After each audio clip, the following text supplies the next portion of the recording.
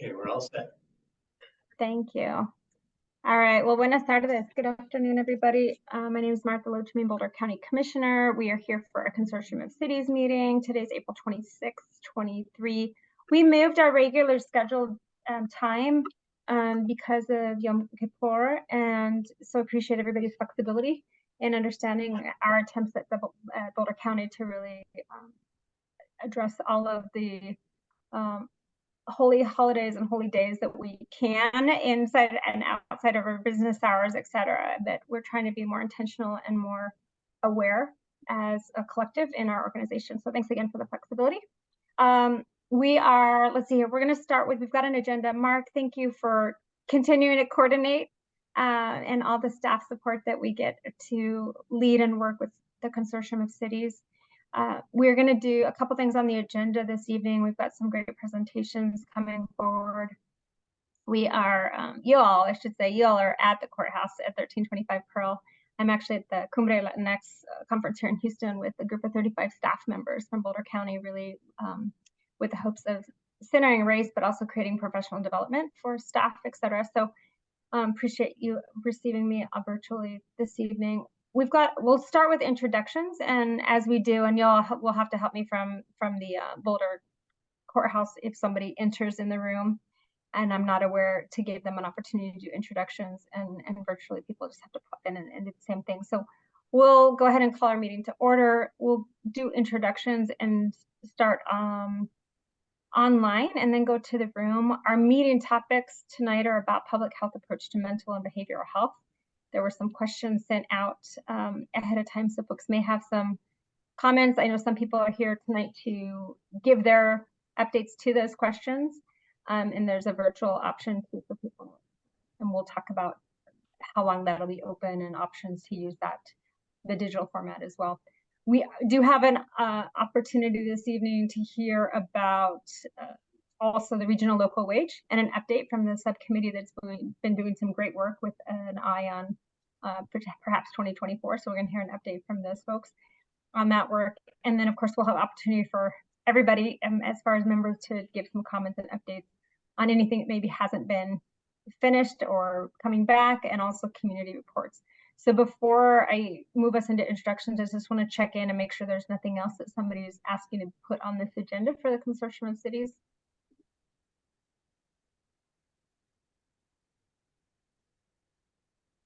Okay, you'll have to just speak up, y'all, because I am. Okay. Yeah. Okay. Thanks, Mark. All right. Perfect. Well, then we'll just move forward with the agenda that we have, and a reminder too that we have in the agenda that Mark sent out. The dates of the rest of our meetings for the rest of the year are there. So if you haven't yet marked your calendar for those, it's great, and that'll be helpful. And also just a reminder that other members of councils and boards are looking for the information that we share here at the consortium too. So I was asked to pass that along. And so wanted to just send that reminder. So want to thank both Dave and Lauren who are here tonight to have with our presentations. So let's go to introductions online, and let's see here. Sandy and then Elise, please. Hi, I'm Sandy Hammerly from Superior.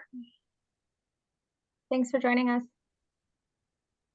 Hi, everyone. My name is Elise Walm, and I am the Health Planning and Evaluation Program Manager at Boulder County Public Health, and I use she, her, hers pronouns. Thanks for joining us, Elise. Lori, and then Trustee Harrison. Hi, I'm Lori Barton. I'm the Executive Director at LEAF, Lions Emergency Assistance Fund, and I'm filling in for Mayor Rogan from Lions. Thank you for joining us. We really appreciate that. Thanks. Hi, my name is Trustee Ari Harrison. I'm from Erie. I'm currently located in not a luxurious place like Marta is. I'm in the car at Pleasant View Boulder Fields, waiting for my daughter to finish the soccer game. So that's life on the road. That is commitment. Thank you. You're welcome. Here, Councilmember Dixon, and then Lexi, and then Elizabeth. Did I get that right? Caleb Dickinson from Louisville, Colorado City Council. I'm actually currently in Kigali, Rwanda. But I'll be back in June for good. So I've been here for a little bit, working remotely. You Great, win. safe travels. You win for farthest away. I'm Lexi Nolan. I am the interim director of Boulder County Public Health. Thanks for having us. Thanks for joining us, Lexi. And Elizabeth Crow, City of Boulder, Housing and Human Services, pronouns are she, her, her. Thank you. And then Dave and then Morgan. Yeah, hi, Dave Larak, I'm with Boulder County Public Health. Thank you. And Dave will be one of our presenters this evening. We appreciate you joining us. Hi, everyone. I'm Morgan Royal. I'm with Siegel Long Public Affairs. Thanks for joining. And then we'll go to the room, and I'm going to ask for your help, Mark, because I can't see who you're sitting with. All right. Maybe we'll start with the electeds. Okay. Hi, I'm Sean McCoy. I'm Longmont City Council at large. Thank you. The table, maybe? Tom Mahoney, Netherlands Council, Mayor Pro Tem.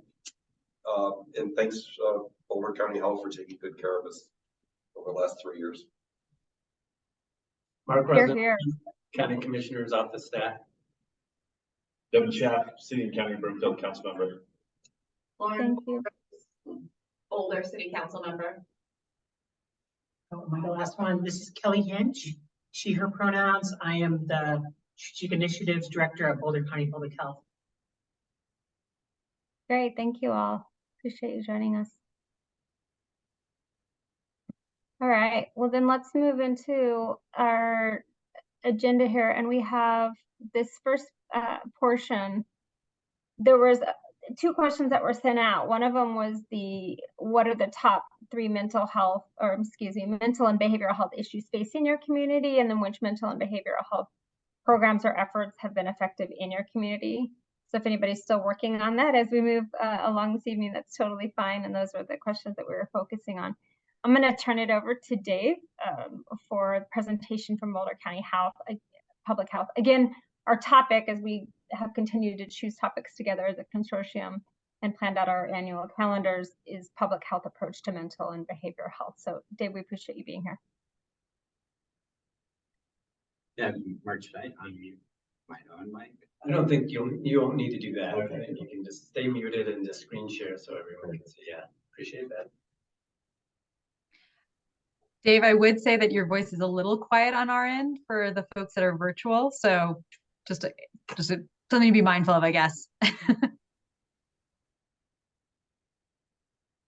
Is this better if oh, that's definitely not better. Excuse me.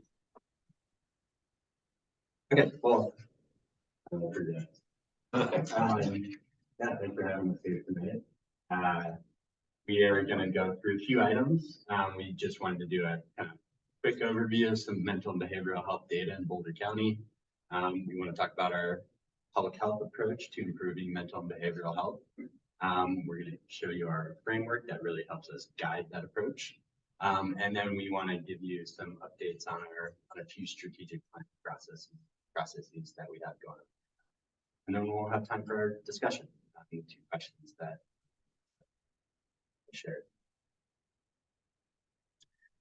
So I'm sure it's not a surprise to anyone that mental and behavioral health is a priority issue in Boulder County. I picked just a few kind of indicators of mental and behavioral health. So you can see up there that 18% of Boulder County residents have experienced 8 or more days over the past month of poor mental health.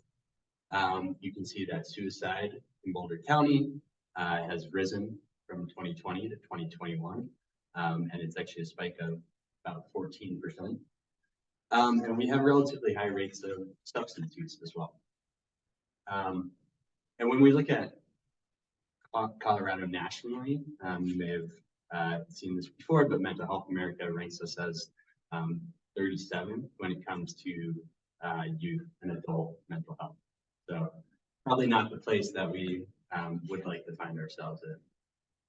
And it's been a priority issue, not just after COVID, but before COVID as well. Our most recent public health improvement plan, which we'll talk about what that means later, was focused on mental health. That got pretty significantly impacted by our work responding to COVID-19. But also a pretty extensive community engagement process that was done through ARPA.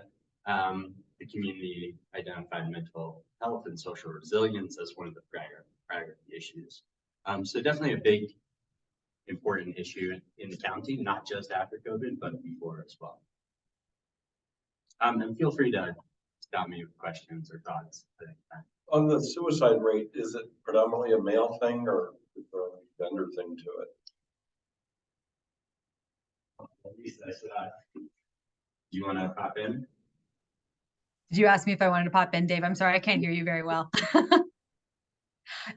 Yeah, I can jump in really quickly, which is yes, where we see the strongest spike is with older adult males. It's a general trend across the county, but we see a pretty dramatic spike with older adult males in Boulder County and the suicide rates. Oh, and I apologize, Marta asked to repeat the question. It sounds like the question was, is that suicide rates, do we see that predominantly in males? You got it. So with with that kind of intro to mental and behavioral health, we wanted to take today to really talk about where does Boulder County Public Health fit into improving mental and behavioral health in Boulder County. And as you can see on the right there, this is a spectrum of mental, emotional, and behavioral health interventions. And you can see it ranges from promotion to prevention to treatment and then to maintenance. So a big question that we've asked ourselves at BCPH is, what are the swim lanes for the health department when it comes to this really, pretty expansive spectrum of interventions? And really in the public health approach, promotion, prevention, and the very early part of treatment in the form of identification and referral to services is really where public health leads. And just so we're kind of on the same page with some of these terms, when we talk about promotion, we're talking about trying to augment or increase protective factors that help support positive mental health. So interventions in that spectrum or in that part of the spectrum might be things like social emotional development for young children, parent-child attachments, things like that, where we're, again, kind of increasing protective factors that promote positive mental health. When we talk about prevention, largely we're talking about trying to reduce risk factors that can result in poor mental or poor behavioral health. And in those types of situations, we have kind of a number of different prevention approaches. We have this universal prevention, which you can think of as like anti-bullying or anti-stigma campaigns, these things that are universal going out to the entire public. We have selective prevention in mental and behavioral health, which is really a more targeted thing, things like support groups for youth or support groups for older adults. And then finally, we have this indicated approach, and that's more specific to high-risk groups. And that might be teaching practices like coping skills, things like that, for groups that there may be early signs of mental health issues, and we're trying to help reduce those early signs. And then finally, in the treatment, that screening and referral piece, that includes things like screening for depression, anxiety, and then helping link individuals who do screen high for those conditions to supportive community. And we do all these things to hopefully affect some of the outcomes that you see on the screen. So we want to increase positive mental health through them. We want to reduce anxiety, depression, suicide. We want to increase care-seeking behavior. And then we want to increase things like substance use disorder and violence. And this is our BCPH framework that really guides that work in promotion, prevention, and the early parts of treatment. And you can see that it's kind of focused on shared goals, which you see in the upper right-hand corner. And the shared goals are promoting positive mental health and resilience, facilitating access to care and social support, reducing substance use, and preventing disease and death. And then more specifically, we have strategies and objectives, those 6 colored boxes across the bottom, that really help us achieve those goals. So things ranging from fostering community connections and belonging, addressing community conditions and policy, all the way to the early interventions box on the right. And we use this because it helps us have a consistent approach to how we evaluate our work, how we think about our work, and also a holistic approach to make sure that we're identifying gaps or opportunities, that we're aligning the current efforts that we're doing. So this really serves as kind of a guidepost for how we work in the mental and behavioral health space. So we thought it might be helpful to actually kind of highlight some of the programs that fit into these strategies. So the first one I want to talk about is under the strategy of foster community connections and belonging. We have the Open and Affirming Sexual Orientation and Gender Identity Support, or OASIS program. This is one of the oldest public health LGBTQ+ youth programs in the country. And it provides support programs for LGBTQ+ youth. It supports GSAs in our school districts. GSA is a Gender Sexuality Alliance group, a Gender and Sexual Alliance group. And it also provides training to school professionals, community members, youth serving professionals in practices that support LGBTQ+ youth. We also have the Inspire Youth Connections program. This program really focuses on working with youth and adults to create a community where youth are valued, where they have leadership opportunities, and where they can be resilient and develop healthy, fully. And activities under the Inspire Youth Connection programs include things like training providers with positive youth development, which is a practice that helps youth become leaders, where they have choice, where they have abilities to contribute to community. And it also facilitates programs like our Sources of Strength, which is a suicide prevention program. Another example of some of our programs that fit within this framework is our Healthy Eating, Active Living program. And this is under the Foster Prosperity strategy. And this program is really related to the mental and behavioral health space because we know that there's a really strong bi-directional relationship between healthy food and physical activity and mental and behavioral health. So the Healthy Eating, Active Living Coalition, they help increase opportunities for residents in Boulder County to have access to healthy food, and they promote healthy eating as well. And they also increase opportunities for residents to have access to active transport as well as physical activity. Recently, this program also did a really cool project with youth.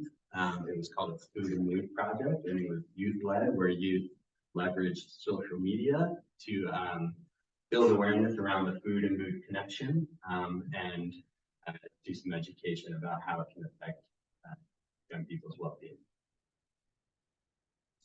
And the final strategy that I'll just highlight is our early intervention efforts.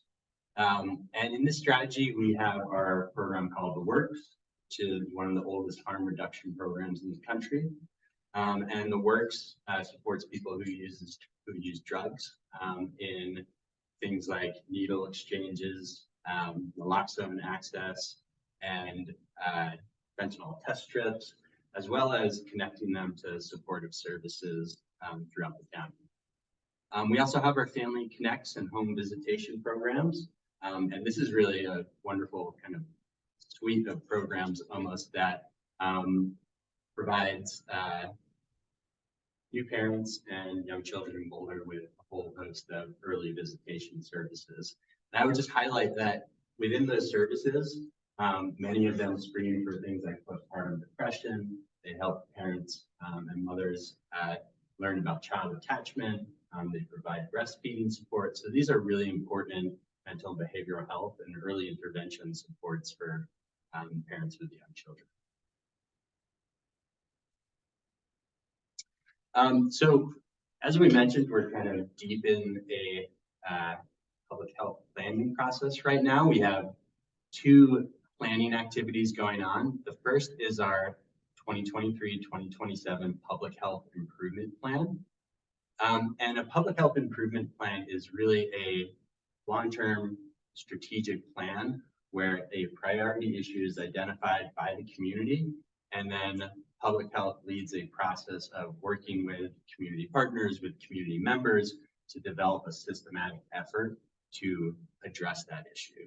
So for this 2023-2027 Public Health Improvement Plan, or FIP, the priority issue is mental and behavioral health, and that was identified by our community health assessment and also by community members. It's a 5-year plan, and it will be finalized in this June. And on the next slide, we're going to talk about a few kind of strategies that have come out of our community health assessment and community process that are a part of that FIP. I also just want to note that we are going through our strategic planning process at the same time. So we're developing our 2024-2028 BCPH strategic plan, and this is more at our organizational level, and it includes goals, implementation plans, and metrics for a number of priorities that BCPH is going to be working on. And we've listed those priorities out there at the bottom. They include climate action, community engagement, emergency management, health and racial equity, mental and behavioral health, and sustainability, transparency, and stewardship.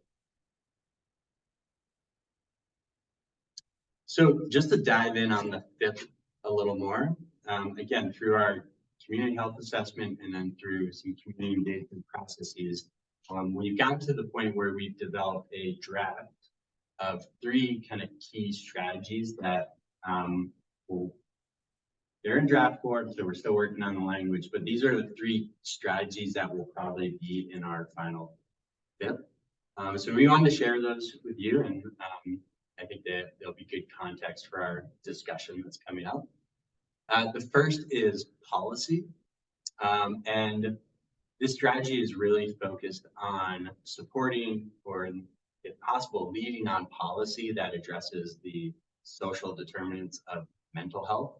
So impacting things like housing, access to care, education, food, all those things where we know these are important determinants of a person's mental health. So really focusing on supporting policy that might have an impact there. The second is strategic communication.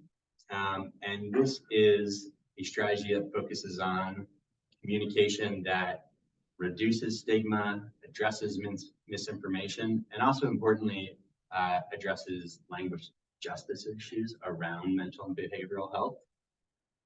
And then the final is training and technical assistance. And this is really focused on working with community members, with community partners to build knowledge and capacity for action, strengthen resilience, and really do those things with a focus on priority populations, all through primary prevention, early intervention, and harm reduction.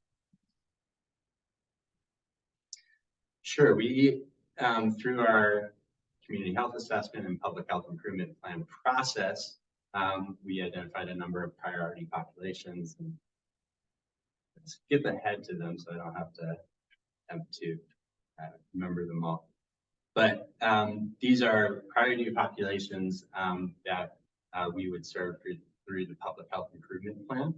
And these were, again, kind of identified by our community health assessment. The relevance of a particular priority population will vary depending on the context and the issues that we're looking at. So what we try to do is just make sure that we understand what our disaggregated information is showing about who is most affected, and that it would be most helpful to focus in on. I see Elise had her hand up. Oh, Lexi covered it. All right. So those are the strategies for our draft strategies for our FIP. And the last thing I wanted to mention before we hop into the discussion or any questions you have before we do that. If that wasn't enough planning for you, we also are a part of a larger countywide process called the Behavioral Health Roadmap. This is a project being conducted by our colleagues in services, being led by Marcy Campbell. And this is really in response to an understanding that in Boulder County, the current behavioral health system we have is difficult to navigate. There are many barriers to access. It's poorly coordinated and fragmented. And in understanding that need, the county commissioners basically initiated this project, Behavioral Health Roadmap, in an attempt to develop a shared countywide vision for a comprehensive behavioral health system. So this roadmap process is happening on a very similar timeline to our processes. They are nearing the end stage, and Marcy Campbell, who's leading that project, asked me to just share a few upcoming steps. June 14th, there will be an opportunity for community feedback on that plan. And we can share more details of that with Mark. Maybe you can share that with the group. And then hopefully at the end of June, they would present that full plan to the county commissioners. And I bring this up because we've been coordinating very closely with the Behavioral Health Roadmap team in the sense that, you know, we as public health, we see that we lead in the spaces of promotion, prevention, and that kind of screening and referral. While it's been complex, it's actually been a really good process to work so closely with the Behavioral Health Roadmap team as we're developing our public health improvement plan around mental and behavioral health, and they're developing this countywide plan at the same time. So that countywide plan will help complement the full spectrum of activities in mental and behavioral health, fill in some of the gaps that public health doesn't address. And I think what's really exciting about it is it's the first time that we've collaborated to try to do something that's connected and holistic and complementary together. So that what we're really trying to do is build a more unified system where we can recognize, you know, where do we need more warm handoffs? Where are the gaps? How do we work together to provide just enough overlap to make sure that those connections are being made and not so much that we're really duplicating. So it's an exciting process for us to be involved.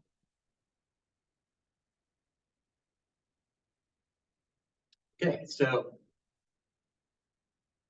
maybe we pause before we hop into discussion. Any questions or thoughts about the information that we just shared? I have one. So in the sort of larger planning processes, you talked about the Boulder County Public Health Strategic Plan, and in it, under the strategic priorities, you were talking about climate action and things like that. So it's just interesting that you're actually going to have a public health policy that's framed around climate action and sort of like all the. You want to like share a little bit about that? So the way of developing the strategic is to really try to identify and lift up some specific things that we think are important. Not necessarily articulating everything that we do in public health, but really where are some of the spaces that we see particular community need to increase focus. And so the work that Elise and that Kelly's leading kind of complement the work that Dave's doing in mental and behavioral health to kind of lead a process inside our agency that focuses on those other issues along with MBH.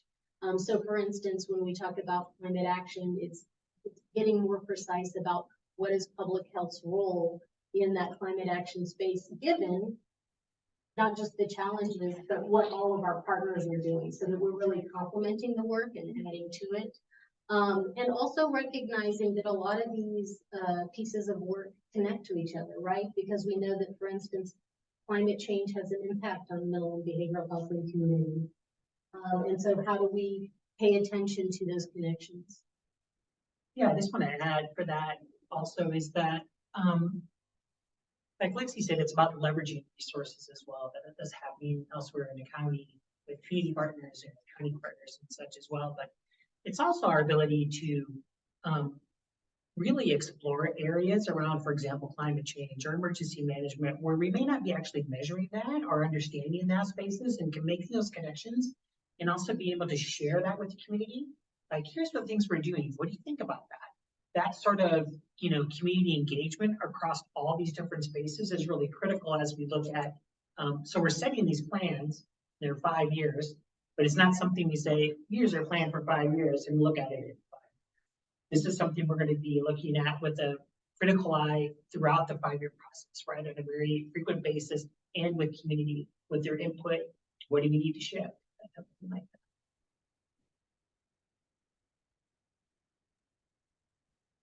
Trustee Harrison.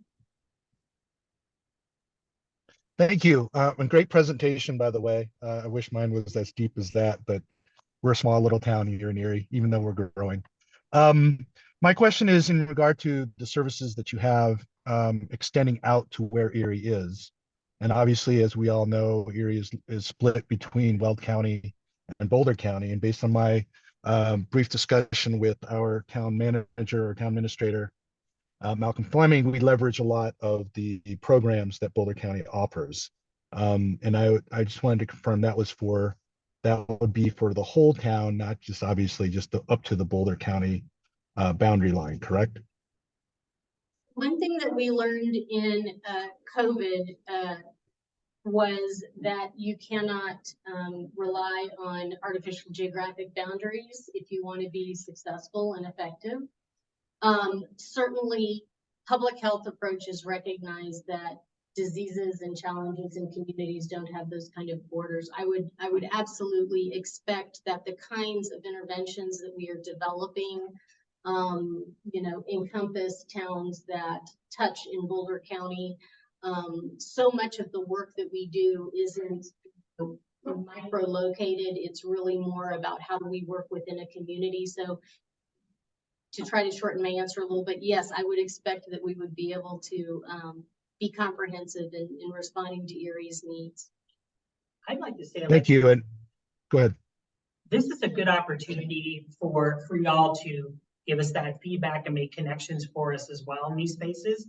I know that during COVID, when my job switched 6 times, the ability to work with folks, for example, from Erie, even like the Parks and Rec folks and things like that in our COVID response and that type of thing like that was really, I mean, it was a great connection. And I think we need to build off of some of those connections that we made during that response effort.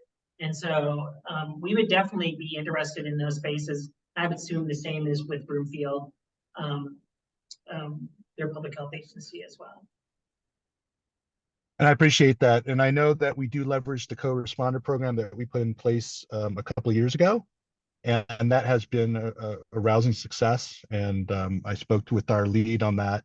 And she did leverage how we really try to integrate as much as we can with Boulder because of that geographic location, the fact that you're much closer to us than, say, the Weld County side, all the way up in Greeley. And so from the service perspective, it makes sense for Boulder County to leverage you all. So we appreciate that. That's all I have.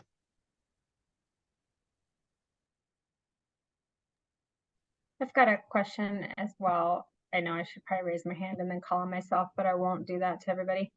So I have a couple questions on the presentation. Thanks again, Dave. 2 things, well, maybe 3. I'm trying to get to my notes now on the other screen.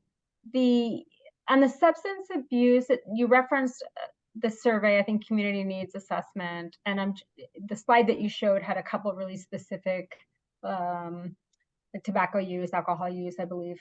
Thanks for popping back to that screen. I didn't write down the title of it. What about mushroom use?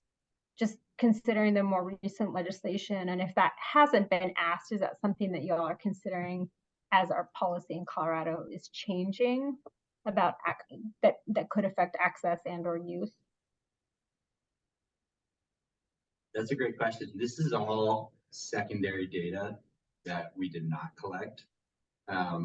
So I don't believe mushroom use currently ads. Lisa's nodding with it, and I mean, she agrees with that, but I think that would be a consider in terms of understanding substance use moving forward.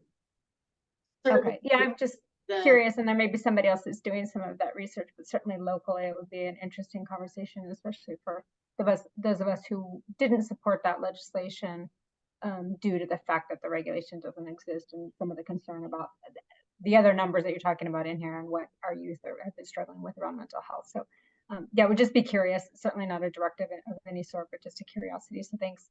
The other one I wanted to just clarify on the Family Connects program. Is that program the one that we just funded through ARPA with the county commissioners, or is that a separate program or a program that was already in place working on the visitation that you talked about? It is absolutely the program that the commissioners funded through ARPA. Okay, I just wanted to make sure and also help just understand the timing of when that program is happening, et cetera. And then I wondered, Lexi, if you maybe could just give maybe not even a full 101, but just for newer electeds who are part of the consortium, just a quick explanation about how the Board of Public Health works and that separation, because some of the statements in the presentation were kind of county related, organization related, and there's a lot of confusion for public specifically about how the difference between public health and county organization. Right, absolutely. So Boulder County Public Health is a separate legal entity from the rest of the county. It's an unusual structure. Most public health departments in Colorado are integrated into the county and have an authority line directly to the county commissioners. Because we're a separate legal entity, we actually report to a voluntary board of health that has 5 members who are appointed by the county commissioners. And so the Board of Health is officially in charge of approving strategic plans, financial oversight, making sure we're doing what we're supposed to be doing. And we are we communicate both with the Board of Health and with the county commissioners. We work alongside county departments very closely. The way that we function, you might not recognize that we're a separate legal entity because we do try to connect and integrate as much as we can. But technically we do have a separate oversight structure. What's the reason? I do not know the answer to that question. I know that it's historical. I was talking to Robin Valdez earlier tonight. He said that it's been in place it's been that way for many years. I can tell you that the reason, even in counties where the public health department is integrated into the county sometimes or into a city, there will be a separate board of health that's an appointed board. Sometimes that's to provide deeper subject matter expertise, overseeing the public health department. Sometimes it's to tease apart a little bit some of the politics that can get in the way of making sound decision making. I wouldn't worry about that so much in Boulder County, but in some places it makes a big difference. The politics of public health, as we all know, during COVID, had quite a big impact on a lot of counties. It resulted in the dissolution of Tri-County after 70 years or something like that. I think it just has served as a way to kind of contain a more focused oversight process for public health. Did that get at what you were looking for, Marta? Yes, thank you. I think sometimes, especially as electeds, the questions come, and if we don't know, then we can't answer. So thanks for that. Those are the questions I had. So I don't know if anybody else had other questions for Dave or the team.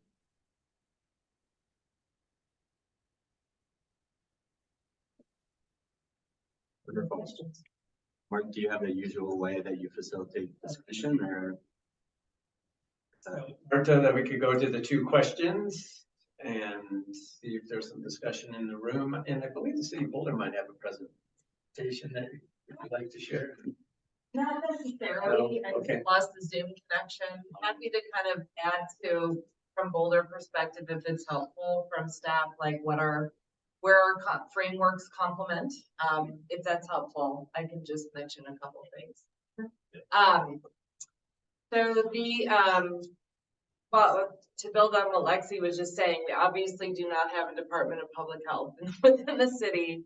And we do have a framework that really specifically for mental behavioral health within our Housing Human Services Department that is very reflective of public health approaches rooted in our health equity approach. For the most part, we either provide services directly, a small number of services, but significant, such as our co-responder program. We have our older adult service, youth and family services that actually provide assistance, case management support to community members, low-income community members who need it. But primarily we support public health, mental behavioral health, dollar for dollar through the investments that we put out into the community, including, I would add the program that was the precursor to Family Connects.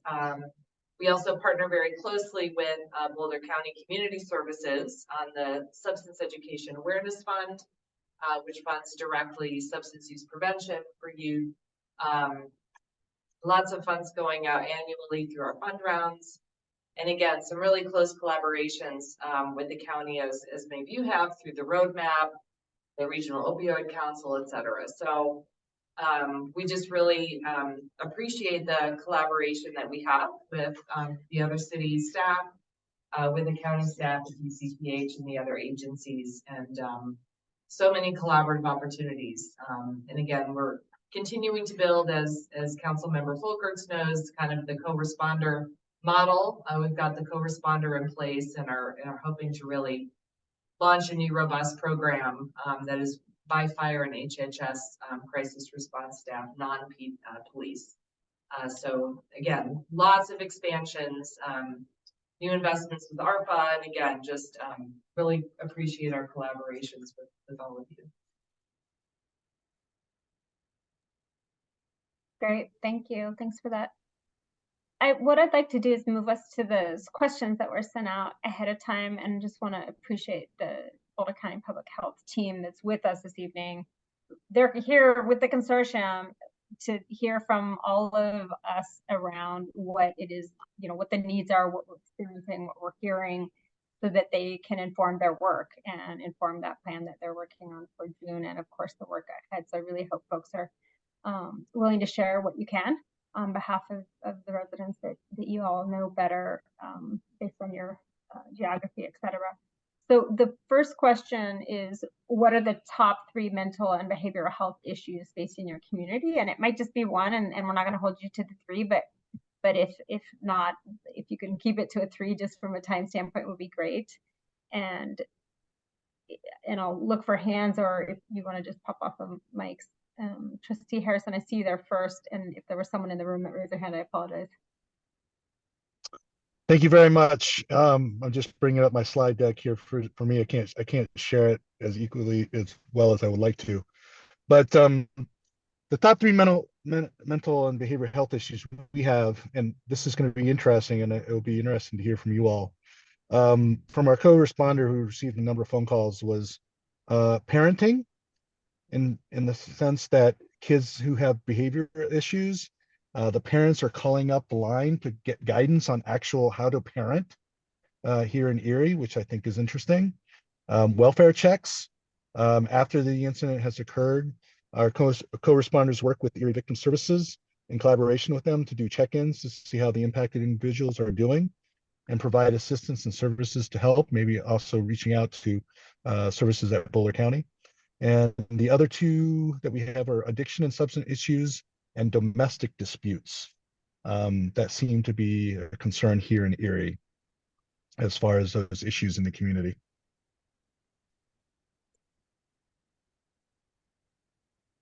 Thank you. Appreciate that. And if you have a slide that you want to share with Mark that he can send out with the other presentation that we're seeing, the presentations that we're seeing tonight, feel free to do that. Will do. And I of course, appreciate no that. direction, no obligation, but we're happy to send it out if it would be helpful. No, I'll send it out to Mark, and also any slide decks that will be shared as well will be equally receptive to. Great. And just a friendly reminder for folks who are online, if you want to put your contact information in there so that people might have other questions or other ideas or thoughts. And so that's a way for you all to connect. And we've done a really good job of making some connections, getting folks to different resources and processes, et cetera, with this group. So encourage that. Who else has some responses to that first question? Councilmember McCoy would like to share something, so if you give me a quick second. Okay, great. Yeah, we'd love to hear from Longmont. And I have something I'm just gonna hand around here. This is from our council retreat, what we came up with our priorities. So it's just something to kind of look at and everything. And then Mark's bringing up our what we call the let me get this straight here. Mental health lean processes map template, kind of a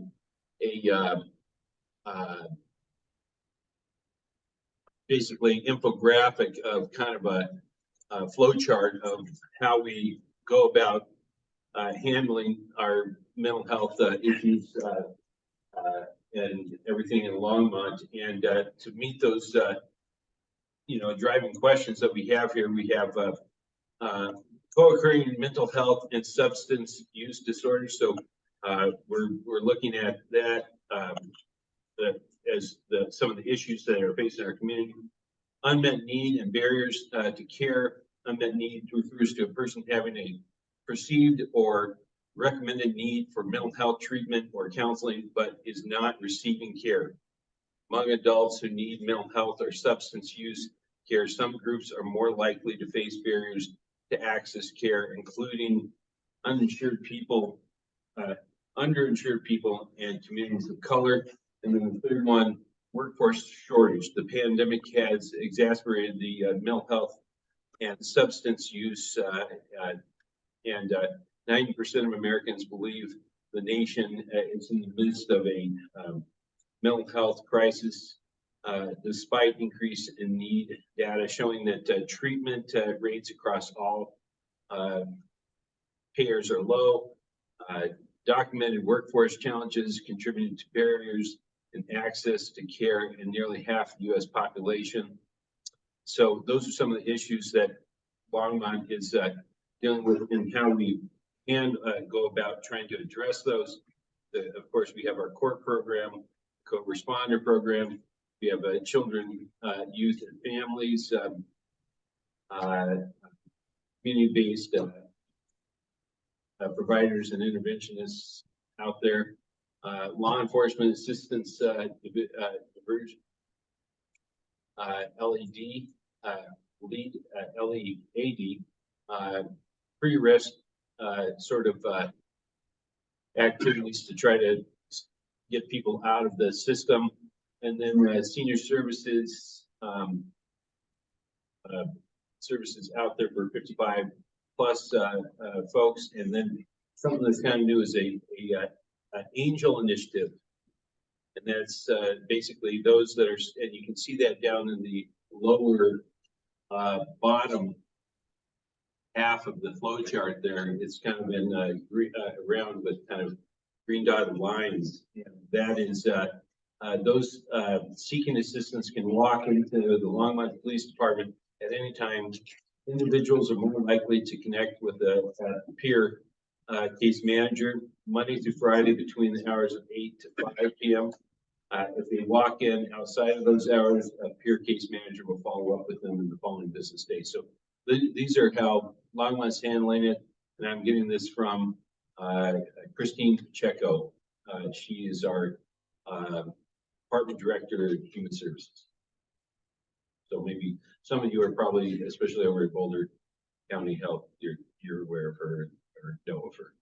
Absolutely, and this is great work, and we appreciate the level of detail that this kind of information provides, and help us along in helping us to think about how we can best support. And I just thought this was kind of interesting because it kind of shows our community priorities after our retreat. And so they gave us this last night, and it's been about a month coming, but it just kind of shows you where we're coming from with what we think are the priorities of Longmont. And obviously, when you were talking about the issue around climate change, it really does have a tie-in. I teach US Gov at Monarch High School in Louisville, Boulder Valley School District.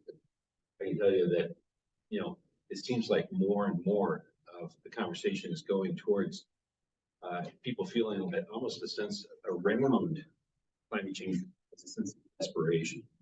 You know, like the why try as cut. But what I liken it to is some of us older folks having this feeling of, well, the Soviets are going to blow us up, or the Americans are going to do this in this arms race and everything.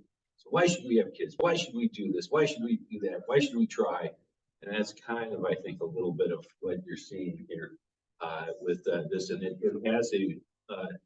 has a depressing sort of impact on people. That's my presentation. Thank you, Mark. Great, thanks. Any questions from folks for Councilmember McCoy?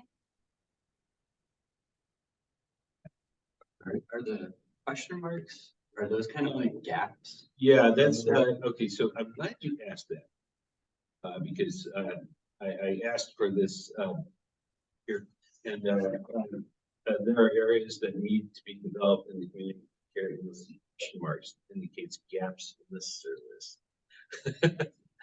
But, you know, it is just one of those things where I remember the flowchart thing is just so 80s from, but to that, it does show, you know, the processes of it all. And then again, there are times, of course, you just don't know. And you need to have a Donald Rumsfeld, but you don't know what you don't know. But that's kind of it. Thanks again, Mark.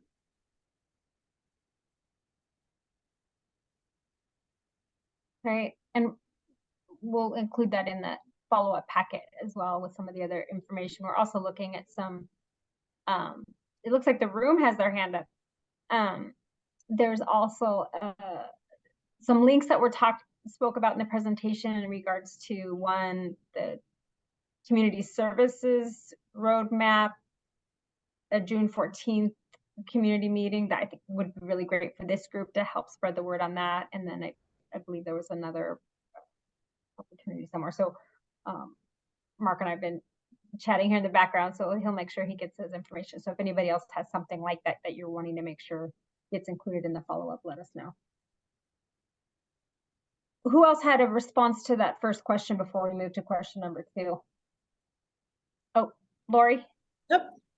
Hi, so I think I can just give a perspective of a small mountain community. I spoke to our clinicians at LEAF, and they see that the 2 primary issues are addictions and then PTSD/trauma/suicidal ideation. And then we just get into this cycle that all of those things tend to be caused by some sort of life transition, a divorce, a job loss, trouble with kids growing up, illness, relationships, you know, anything like that, that is a grief that has made a change in their life, and they just move right into an addiction or suicidal ideation, like very serious behavioral and mental health issues. Thank you. Any reaction from public health? It doesn't have to be. I just wanted to give an opportunity before I call on the next person. Go ahead. Yeah, no, I appreciate, it's not specifically for Lori, but it's one of the things, if y'all also have any thoughts around populations, for example, that you feel maybe experience some disparities in this space or not being able to access, you know, particularly you know, either prevention work, which is what we're focused on, but also services and things like that's really important for us too, because it really, we're looking, it's not just language. Language is one piece of it, but there's cultural aspect of this. There are lots of other pieces, right? Even in communities, you know, there's different sort of access issues and stuff as well. So it's just a suggestion. If anyone wants to bring up any of that too, that's always welcome. I think I'd like to speak a little bit about what we're seeing in the mountain communities. So in Lyons, there is no public transportation in and out of town. I would say 80% of the people we work with qualify as low income or extremely low income. So they definitely struggle with navigating the mental health, behavioral health, recovery systems. They are, I mean, and it might be just as simple as a transportation problem, but there are, you know, with our population that we're working with, there tends to be physical disability or mental disability or mental illness, poverty, or a whole bunch of those things rolled into one. And so for years, there really hasn't been any behavioral and mental health care available in Lyons at all. We started offering trauma-based individual counseling and group counseling. And in 2 weeks, thanks to the support from Boulder County, which we're so grateful for, we're rolling out our first group for youth. Currently in Lyons, 1/3 of the calls to emergency services are for youth in crisis and mental health crisis. So that's really serious. And then we're rolling out the first clinician-led recovery group in Lyons in many, many years also, both in 2 weeks. Lori, thanks for that. Oh, go ahead. No, I was just going to make a comment. I think, you know, what you're describing is an interesting combination of kind of a general sense of anxiety that we see nationally, partially in response to the after effects of the pandemic, partially independent of that, but also that there are a lot of folks in our community here that have been through particular traumas over the past couple of years. When we think about shootings and wildfires and losses and kind of a constant sense of re-traumatization, you know, there is a complexity of how do we kind of recognize that this is happening everywhere, but you know what, there's also something specific happening to a lot of our community that we have to pay extra attention to. And so to some extent, there are a lot of tools and approaches that are going to be, you know, that we're going to be able to transfer as best practices. And there may be some spaces where we really have to be creative and be attentive to context. And it's part of the reason why the connection to the community and the conversations that we need to have on an ongoing basis are going to be critical, because we need to understand if what we're offering is meeting the specific needs in context of the community we're trying to support. Yeah, I mean, I wonder if, you know, what people in Superior are experiencing and will continue to experience sort of aligns with Lyons. I think when you're in that community, the grief is almost palpable. You know, I don't know when the community will ever feel emotionally and mentally recovered from the flood. That was almost 10 years ago. It's still a very, very defining element of that community. And then COVID, of course, but then, you know, half of Main Street burned down on December 15th. So this little community feels very isolated and very traumatized. And again, I can never be thankful enough for the support that we're getting from the county, because it's also a community that is not willing to go outside of the community to seek services. You know, that's just part of that mountain culture. And so we're thankful that we've found a way to offer them in the community, and we're trusted, and people are really starting to respond. Thank you. It's really helpful. And I really appreciate you joining in, Lori. I know it was the last few days that we were able to get a hold of you to participate. But this is very important from a regional perspective for all of us to hear what else is happening outside of, you know, the boundaries where you said they're invisible, but sometimes feels like that as an elected, I think, for folks. So it's really helpful. Thanks. Councilmember Dixon, you're up. Thanks.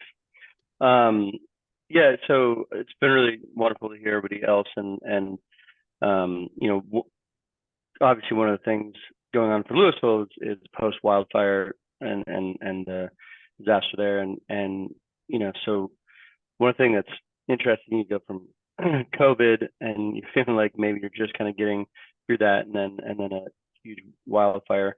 And so it compounds, but I think that's kind of the story of not just Louisville or Boulder County or the state or the country or the world. It's just things keep happening, right?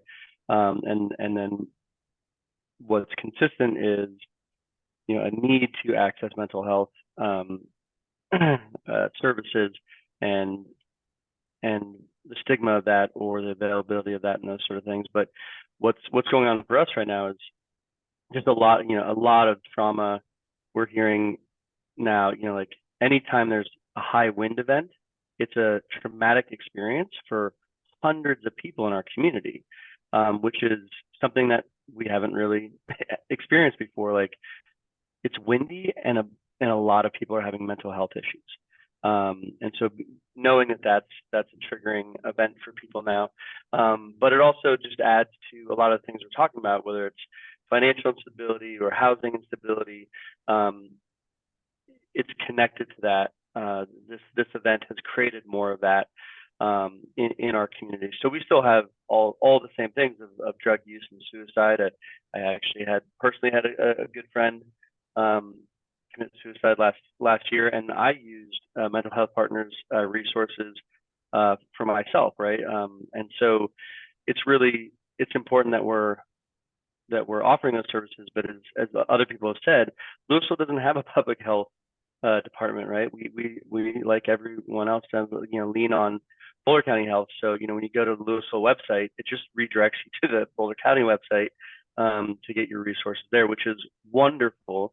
But also, it's odd to not have our own services that we're not that we need to be in control of them, right? But that we're offering ourselves. So, you know, we definitely lean on this community, and we lean on Boulder County as a larger entity to provide this for us. But yeah, I don't think we're unique in most of what we go through, except obviously sharing with parts of Boulder and Superior this recent fire event. But yeah, it's really wonderful. The slide decks were awesome, and Longmont's as well. That was interesting to see. So thank you all. Thanks for sharing that perspective. And I just want to mention that, again, this conversation of how we can be helping each other from a regional standpoint. And I just want to acknowledge again Boulder County Public Health, who's really offered, can they be part of this conversation at Consortium? So that what you just said, Councilmember, really made me think, how could we incorporate this in kind of an annual conversation similar to what we do with our transportation update, so that we make sure that there's an opportunity for public health, and we could potentially even invite some board members, et cetera, just here from the region. So just something to think about. Again, no directives, just some ideas and thoughts in response. Any other response for Louisville specifically, and then we'll move to Superior? Looks like he's got her hand up. I'm sorry. Sandy has her hand up. Yeah, that was Superior. So I just wanted to make sure nobody had something for Louisville before we moved on. Okay, go ahead, Sandy. Hey, I just want to sort of chime in a little bit with Caleb, and you know, we're both dealing with the same thing, but I think in Superior, a particular issue we're dealing with here is mental health issues for aging adults who lost their home. We have a significant population, particularly in Original Town, who have been residents for many, many years. They are a population who it is difficult to get them to try and access mental health services. You know, I spoke with one of my colleagues on the board who is much more attuned with the fire recovery, and you know, she said that's a big issue. And as our colleagues in Lyons stated, you know, this is going to go on for a long time. We're not recovering quite as fast as we wish we would. And, you know, we've had some great partners who have helped us. This one colleague did mention to me that she wished she'd seen stronger support from Boulder County. So in the mental health services area. So, you know, I can't state on that directly myself because I wasn't involved, but you know, the senior citizens piece is a big deal. And then the other piece that we seem to be dealing with more in Superior, because we don't have a public health presence, is we have families who need help with getting their young people in drug recovery programs, and they're really struggling to find the resources. Even if they've got health insurance, they're not finding the help and the resources the way they need. So it's a continuing issue, particularly in a community that's got a lot of young families like we do. So those are probably the two bigger issues we're dealing with here. Thank you. Yeah, I'd just like to speak to that for just a second. You know, unfortunately, Colorado, 38 in mental and behavioral health status, but at the bottom in terms of funding for services. And that's a state and a national problem that, you know, we're seeing some awareness and some beginning to see some reaction to that.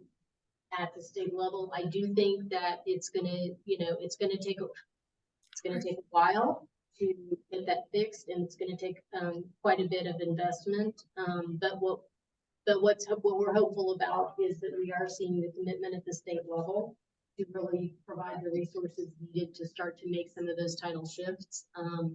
And so we are really just trying to plan for that and make sure that we are ready when we're able to move into that space pretty effectively. And what you're describing, Sandy, is you know what we hear all over the state all the time.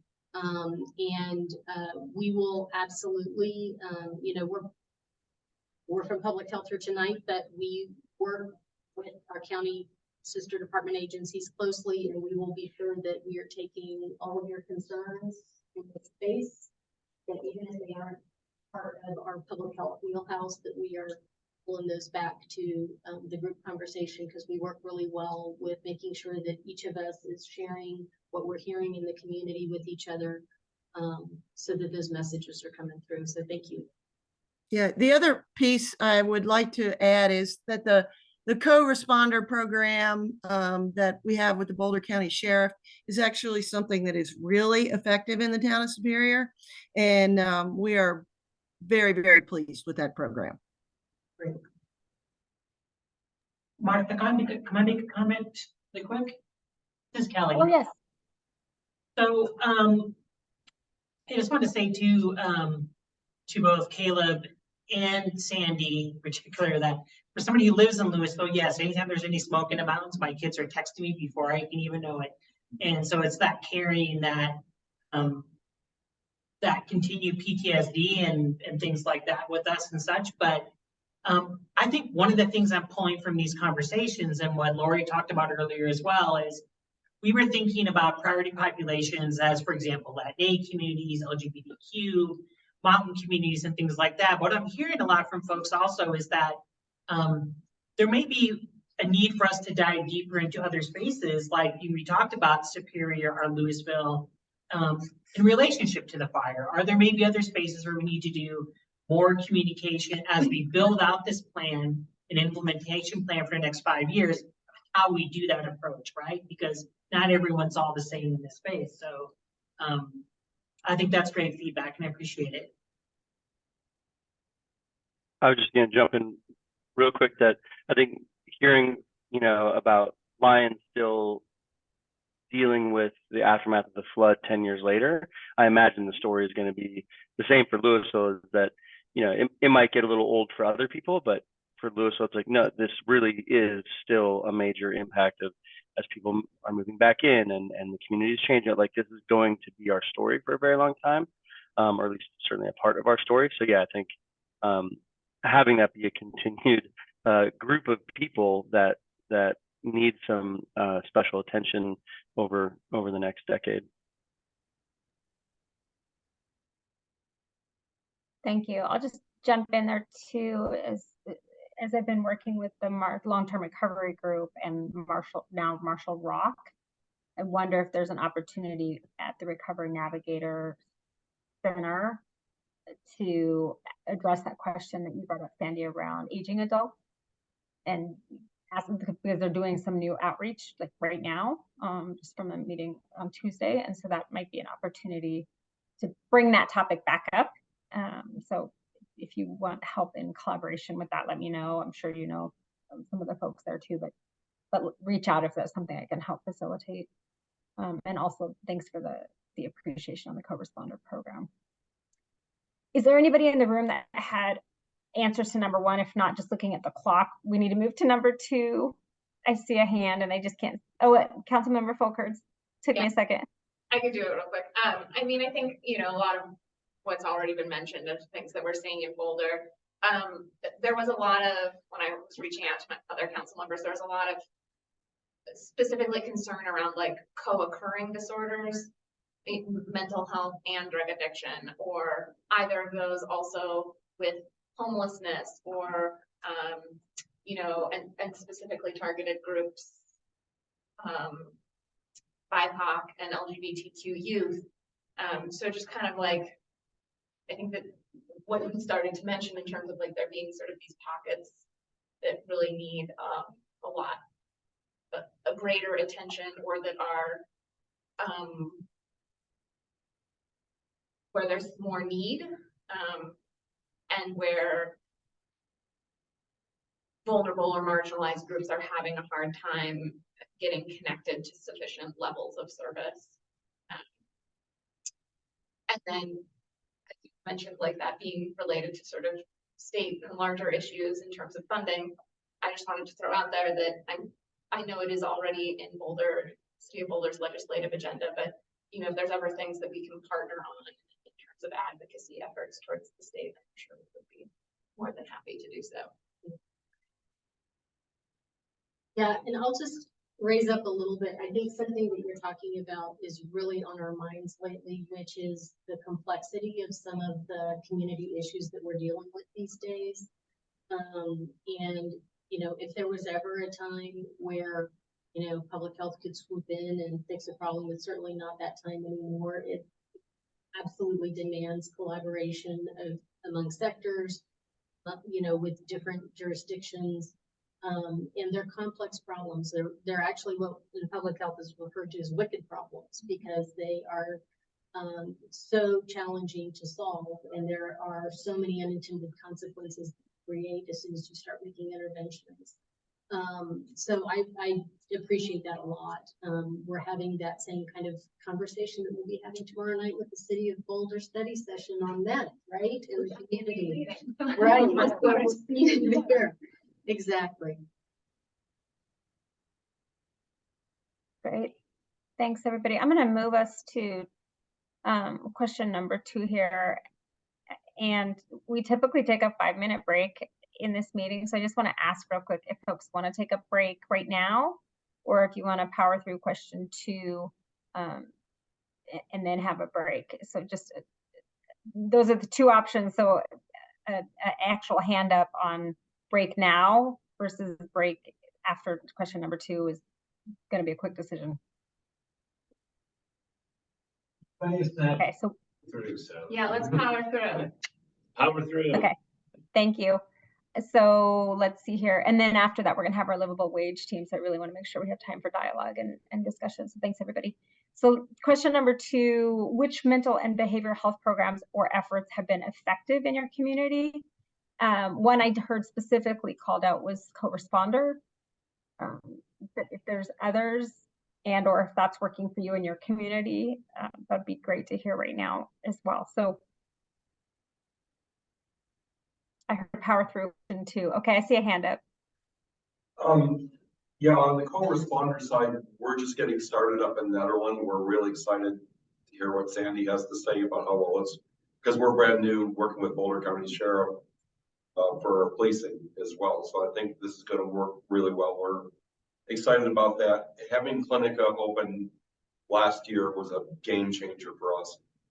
We've got 3 days of service in Netherland, and if we need to talk with the same people who are just over in Gilpin County, we can just drive over there. and that's for all of our health issues, is both physical and mental. And it's a, you know, we worked for a long time to get this. I think people already take it for granted. But when I personally needed it a couple of weeks ago, having somebody I could literally walk over to, versus coming all the way down to Boulder was something that I wish that everybody, you know, just hearing what you go through in Lyons, especially with transportation issues that we take for granted, again, being able to get down to Boulder for help, but having somebody close, I'm really glad we put 30 years in to get it to happen. Yeah, I think that our co-responder, we're now sharing her with you up in Ned. I think we are going from 5 days a week to 2 days a week, but you'll get somebody now too. So I guess that's good news. Wicked problems. Yeah, yeah, we're fortunate in Lyons, and also kind of unfortunate. The director of our mental wellness program is a former homicide detective. So she gets called in to do a lot of co-responder and crisis work. And I guess it's good that she's there, but she works a lot more than I want her to. Well, I hope it's not tomorrow's mental health problem. Yeah, exactly. Me too. We can't lose her.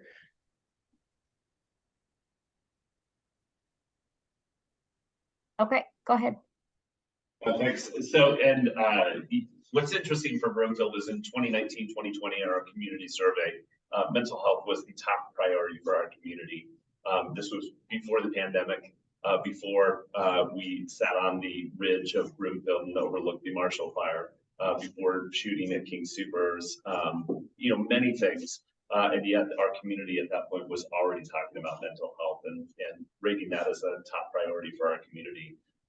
And so, you know, with that, we did our community health improvement plan 2020-2024.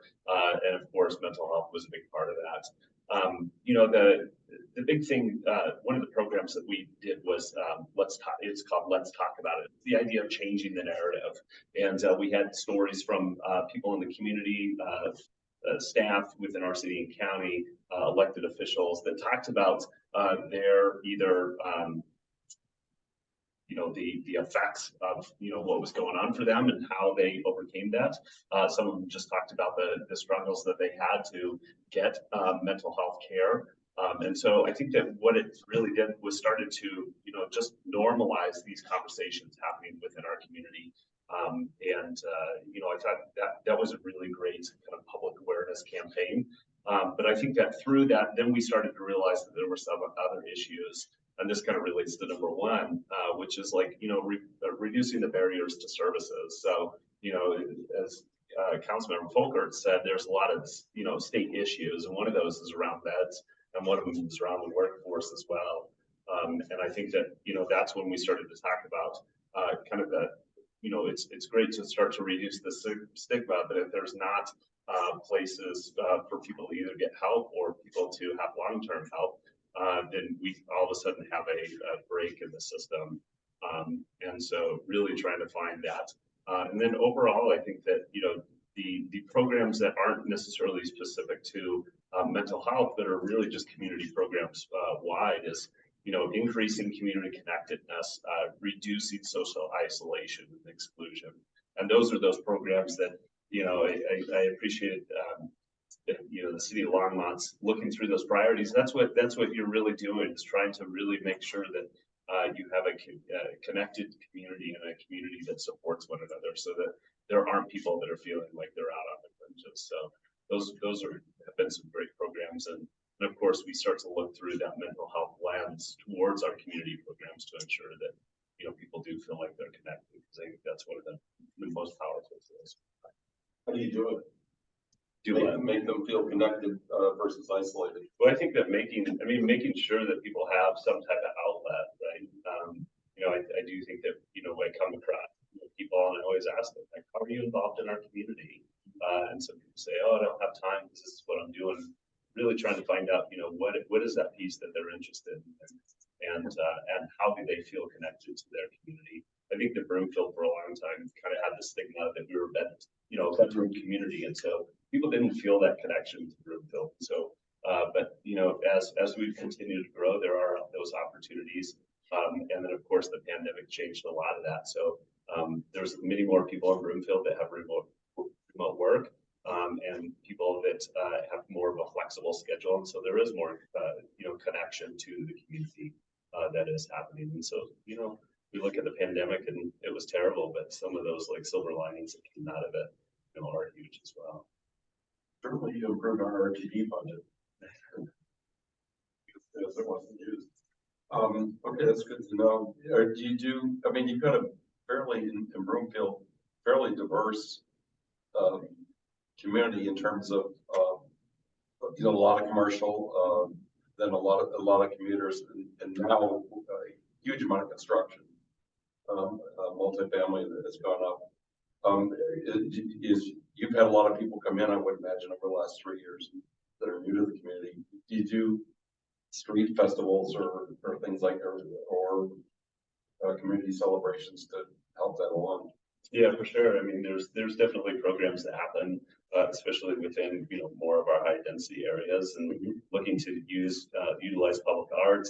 We have programs, traffic boxes, and there's wraps and stuff. We did some murals. So there's different programs that we can utilize. That one of those is to really just make people feel like there's some type of connection, that there's somebody out there that's, you know, supporting them, and something besides the water and golf, for sure. Okay.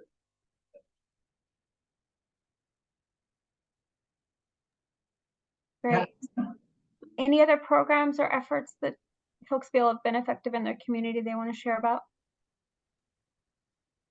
I'll always speak for Lions. Great, thanks, Larry. We've been able to offer a large number of topic-specific groups, and we find that's been really helpful, both because we can serve a lot of people in one fell swoop, and then when we're talking about connection, you know, if you get 12 or 14 people who show up for a grief group in a small community like Lions, then all of a sudden, almost anywhere you go, you're going to see someone that you know that you have that in common with, and that just helps build bridges and strengthen connections in the community. So that's been really great. And then I know everything that we do in terms of everything we do is always with a very trauma-informed focus. And that seems to be just critically important in our community. And maybe it is in every single community. And then finally, the thing that we're just getting ready to launch is there's currently no medical care in Lions at all.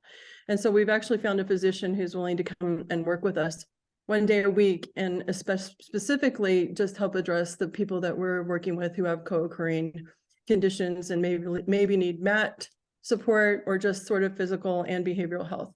So we'll report back after we get going with that. That's great news. Thank you. Thanks for sharing that.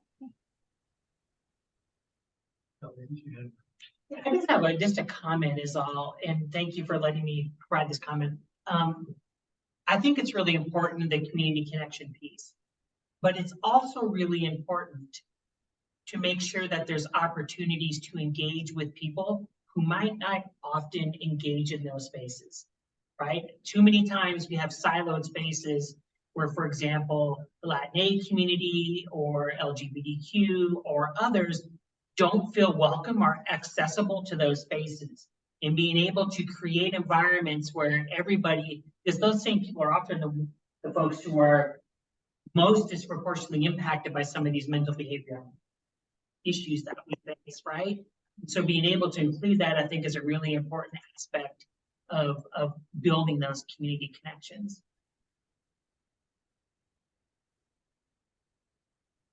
Great, thank you. Go ahead, Councilmember Fulford. Yeah, I guess, so a lot of the other council members in my conversation with them were really focused on sort of these wicked issues, so we didn't have so many great solutions, but I think, you know, we are really excited about our COVID responder and our program, and especially excited about the new alternative response program.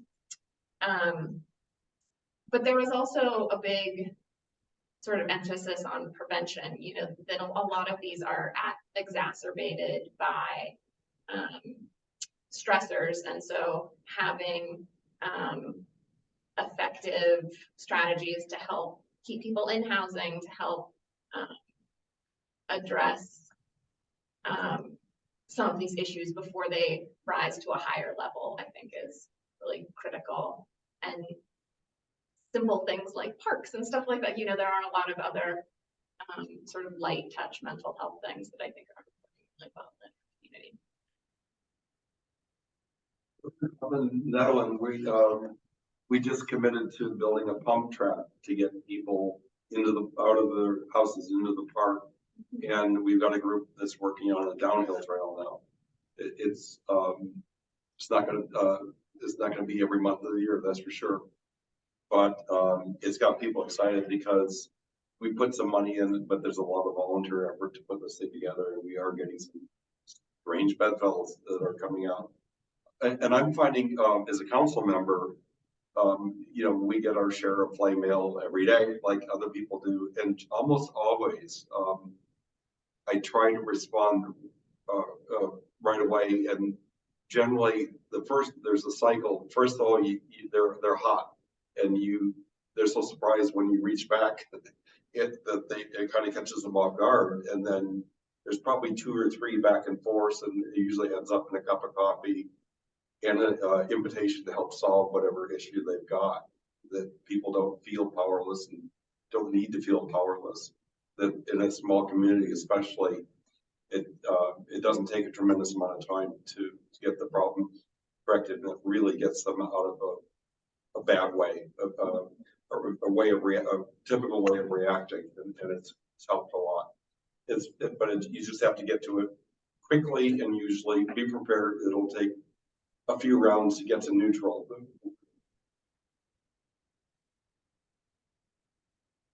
Thank you.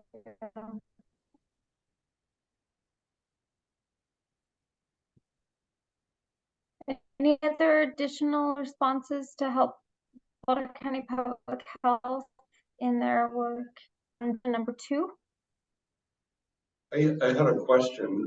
This is for you guys. All right. It looks like my internet connection is. Oh, go ahead. Sure. There's a group up in that's been working on mental health issues up in Boulder called Mental Health Partners. Who are they, and what is their relation to you, to your organization? Mental Health Partners is a nonprofit service organization in our community. They work beyond Boulder. They work all over the county, and in fact in other counties too. They do provide a lot of services, a lot of therapeutic services. We refer folks to them all the time. We have public health folks who are embedded with them in some places. Our harm reduction program actually has folks in the Mental Health Partners buildings who really facilitate people getting into treatment who are ready for that.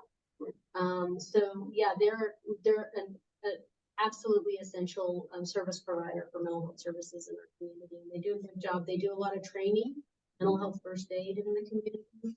And they work a lot with our FQHCs, with Clinica and Salud, and connections to our hospitals. So we work very closely with them.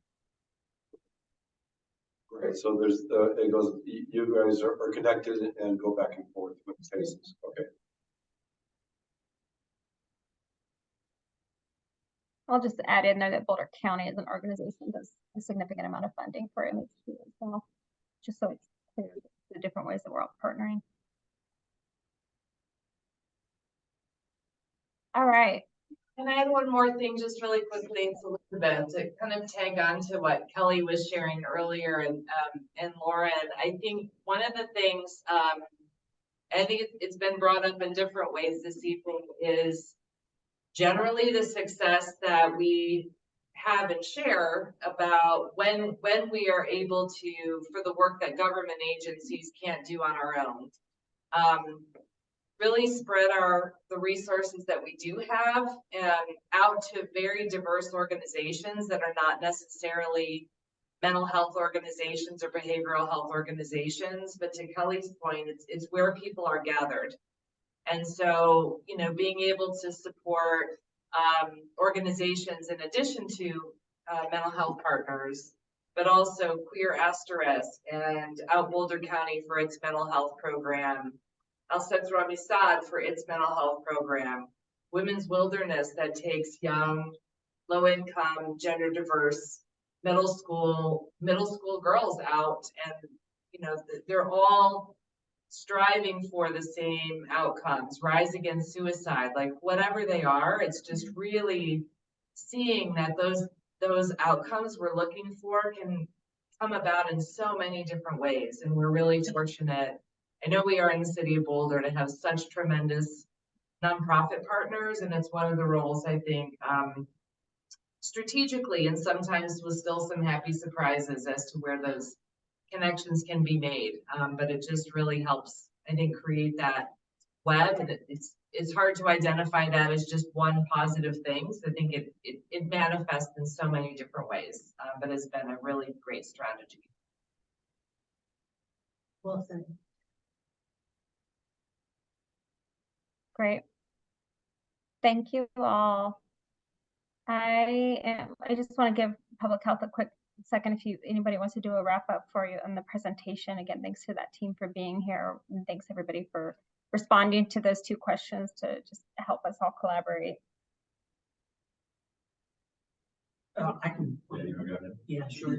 So, just as an FYI, and Dave, or at least probably will send, we'll talk with Mark, and Mark can send out information. So in May, mid-May, more or less, or the end of May, I don't want to give a date because this, you know how things change sometimes. So, but we're going to be holding a community event also that is focusing on, for the community to provide feedback on the mental behavioral health, public health improvement plan that we're creating for Boulder County. And so we'll send out some more information that once things are solidified. So you know, you'll all be able to, spread the word in your communities, and folks would be welcome to come. And I think that may just be one of the opportunities where we do that. And of course, we're also, as Dave has said, working with the county's roadmap, work in mental behavioral health as well. And we'll also be involved in that space, which I think is in June. Well, and they just had a community meeting immediately prior to this meeting that we participated into. So yeah, and I would really like to thank everyone. This was super helpful for us because it both gave us confidence and reinforced that we are going in a lot of the right directions. And you also offered so many specifics that were incredibly helpful. Our philosophy about this plan is that, we're going to it'll commence later this year, but it's going to be a living plan. We don't expect that whatever, we put down on our electronic paper is going to be the plan for 5 years. It's got to be iterative. It's got to be responsive to what we're seeing works. We want to be able to adapt it when we see if things are working or not working, and to think critically about, what's happening here. How do we make it better? And so those will be ongoing conversations, and we deeply appreciate your partnership in this conversation going forward. Thank you. Thanks again to your whole team, Lexi. Okay, we're gonna go on break. I will see you back at 8:10. You'll hear my voice come back on. Go stretch out, go get something to eat for dinner or whatever you're gonna call it this hour. Thank you, and thanks everybody. You all are welcome to stay on, and we understand if you need to move on. All right, we're back online and back recording. Great, thank you. Thanks, everybody. So we are going to move to this next section of our agenda, and want to appreciate Councilmember Folkerts for the work that's being led in partnership with several other folks and different community members in regards to livable wage. So I'm just going to turn it over to you to give us an update. Well, in a way. So our conversations here on the consortium for the minimum wage effort, I think, started almost exactly a year ago. And since then, we've discussed a timeline, and we have established a working group. And that working group includes Commissioner Levy, me for the city of Boulder, Louisville. We have now Caleb joining us. on Sean. And we are also working in close consultation with Fort Collins. They're looking at going to their council on May 16th. But we're just sort of following that to see how that goes and where they end up with that. Just a couple of days ago, there was a community forum hosted by the Boulder Area Labor Council with representation from New Era, King Supers, UFCW, CSPC, EFA, and YBSA. And they are a group of community members and organizations that are partnering to bring more attention to this minimum wage effort and to sort of pursue, they're pushing for a particular option. So they released their guiding wage proposal, which was a recommendation of $15.41 in 2024 with an increase of 12.9% a year to 2028, reaching a target rate of $25 an hour. But they are also just asking for elected officials to sort of sign on and support moving forward with this county-wide effort and listen to workers in the process of going forward with that. So we are currently in the process of reviewing a draft timeline for engagement. And I think I might kick it over to Mark for a little more information on that. Thank you, council member, and just for everyone in the room and online. What we did is we've done some outreach to the Colorado Department of Labor and Employment, which is the state division that oversees the State Department, rather, that oversees the state's minimum wage. As you'll all recall, any local minimum wage has to run in sync with the state minimum wage, and meaning it needs to be implemented on January 1. And then if there's any increase over time, those increases also happen on January 1. That's the date that the state minimum wage is updated annually. And then there are options for local wage in respect to enforcement and other aspects of how you implement a local wage. A number of those options can be handled by CDLE and the state. So it's important for the state to be aware of the conversation because they may play a role actually in helping enforce and implement a local wage. Those are decisions that ultimately the communities would make, but at the very least, CDLE wants to be in the loop when it comes to the effort. So we reached out to them and asked for their guidance in respect to when they would need information from any local community interested in implementing a local wage.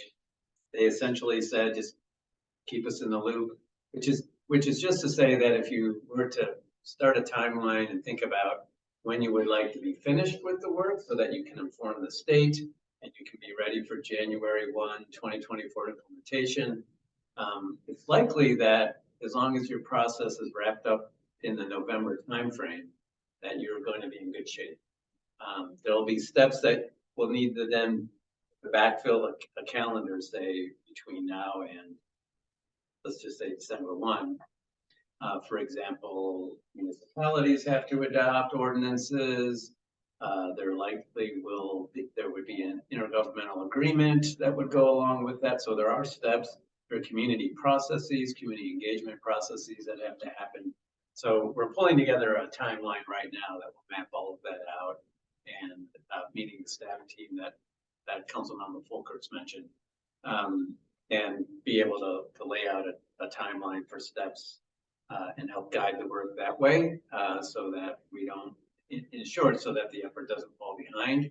And if there is interest in moving forward collaboratively for all the county jurisdictions or some subset of the county jurisdictions, that effort won't fall behind in this 2024 implementation date. So it kind of front loads work in the May, June, July timeframe in respect to community engagement, ordinance writing, developing the enforcement mechanism, including writing the IGA, all those sorts of steps, so that by the time you get to midsummer, you could begin the municipal ordinance process.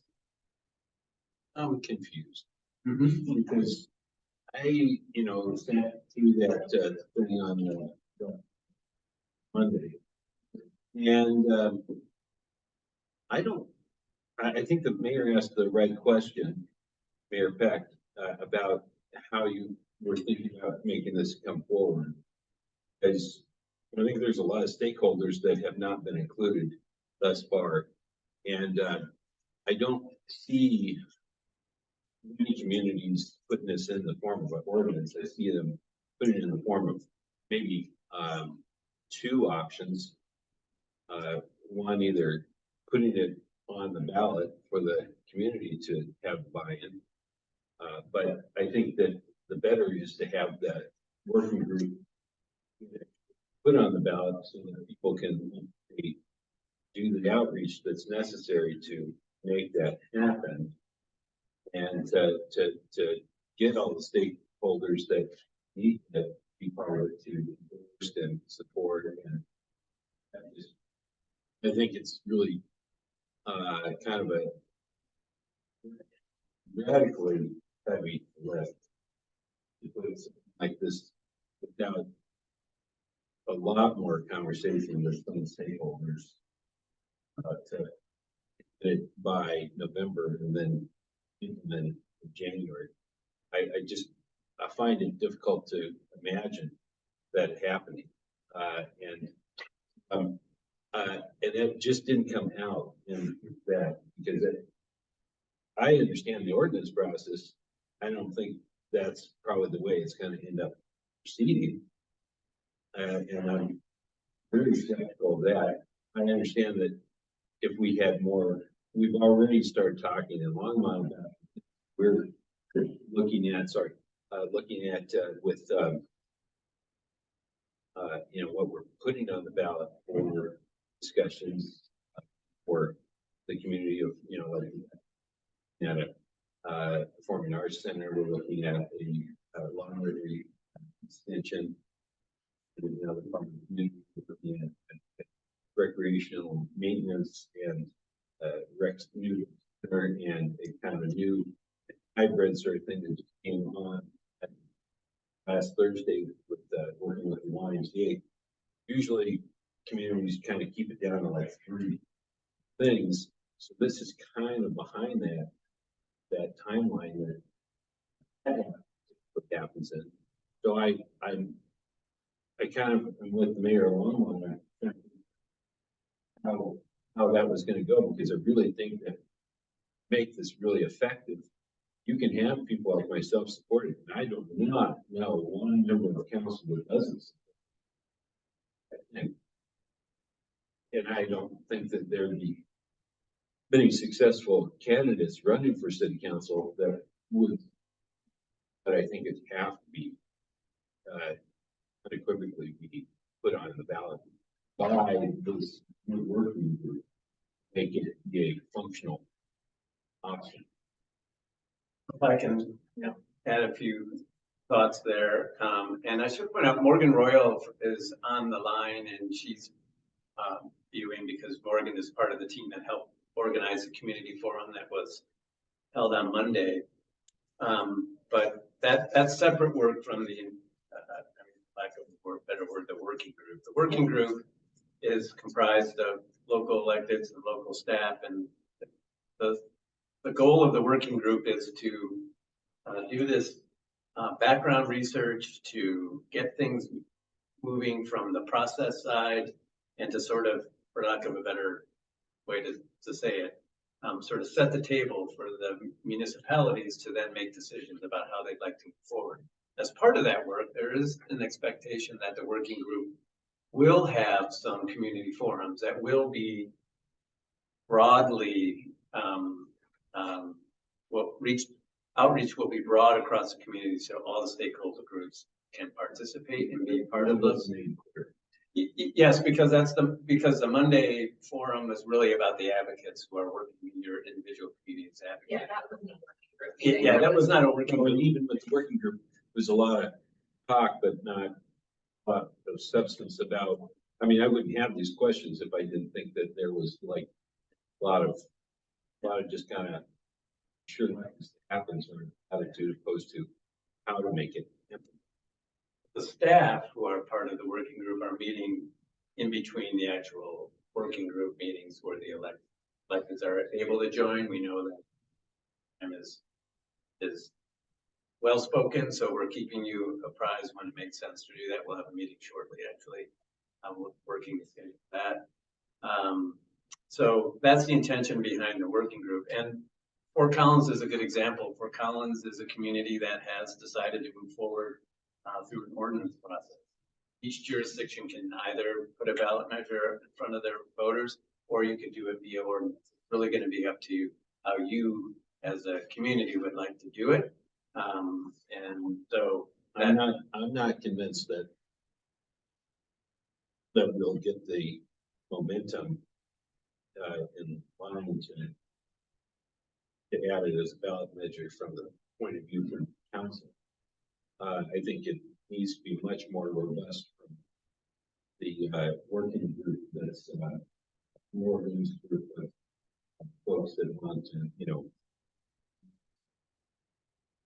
forward. I'm not trying to be a damn counter. I'm just trying to be honest with you. I think people need to Asia, but I don't see how it's going to get the momentum without the Latino Chamber of Commerce, the online Chamber, Boulder Chamber of Commerce, you know, folks like Dr. Cog and it seems like it's a little bit of for a year, half a year to get to. I mean, the year from this point, or at least quite a bit more, it's probably a lot longer runway that you're going to need. Whether it happens in where we get to $25 in 2027, or whether we get to $26 in 2028, not probably, you know, that critically important. We eventually get to that point, have me behind the ball is not really significant. So that's the difficult part to try to figure out. I just think that there's a lot more, and I think a lot more generated from the community. And I'm not seeing. I saw one gentleman there from Longmont at that, and I didn't see the rest that needs to make it a member of the Teachers Association. My parents have been members of the teachers. You know, there is a runway for these types of things. Want to get that there's a negotiated, you know, so I don't know. I'm not trying to say it's never going to happen. I just, you know, grassroots, not from officials so much, because I think there has to be the elected officials can help, you know, forward, but to a certain degree, I think it's much more effective that grassroots sort of process. Yeah, and often that we depend on our downtown development authority for a lot of things like that to work through. don't, you know, it kind of liken it to this. We put in a recreation center in Longmont, and we purposely built our workout room smaller than we probably should have, because when we talked to the private gyms, they said, if you make it any larger, we'll come out in opposition. Take that as just an example of this situation here. If we don't really talk to those folks that paid for this, they're going to come out in opposition to us. And that's the biggest concern that I don't want that to happen. Yeah, and I wouldn't let that one conversation from Monday sort of color the idea that that's the only conversation that's happening. It was a little weak, so I'm not gonna, I just don't It was think. a very specific point of view that was represented on Monday. It was not the complete conversation that's happening. You know, like, because I have been working on this for a year, you know, I have been reaching out to the Boulder Chamber and to, you know, they're on. How is that going? It's actually going relatively well. I mean, they do have concerns around things like, particularly around youth and sort of what the cutoff is in terms of age range. You know, there are specific concerns that they have, but in general, they're not coming out really hard. You know, that they're sort of wait and see at the moment. Yeah, well, I think they probably are waiting and seeing how Longmont does it, how that I haven't been working on it for a year, and I haven't heard that. I know that Susie was on this before, and the impression that she had been negotiating with I'm gonna jump in virtually. I raised my hand a couple of times and nobody's seen me. I apologize. I just want to do a time check. 6 minutes ago, it was a time check. Now it's we're at time. So I hate to cut off the conversation, and was really hoping to get some input from some other folks too in response. And we're at time for the evening. So what I would like, and not everybody's in the chat, so I won't say Councilmember Folkert, put your info in the chat. But I know that she's super open to getting more input from everybody about this conversation. So can you what other asks do you have for this group in a very brief 30 seconds? If you're on the working group, when you see that email come out to schedule the next meeting, please respond. And I would love to talk to you more offline about, you know, all these concerns. That's great. I appreciate it. We're not going to do our community share outs in the chat. Folks had the opportunity to do it. If you are in the room and you want to share some things out before you walk out, great. If you want to send some links to community events that are coming up in May or June, in a follow-up with Mark, and then we'll make sure that those all get sent out. And it's been a fun way to let people know what's happening and be able to respond, etc.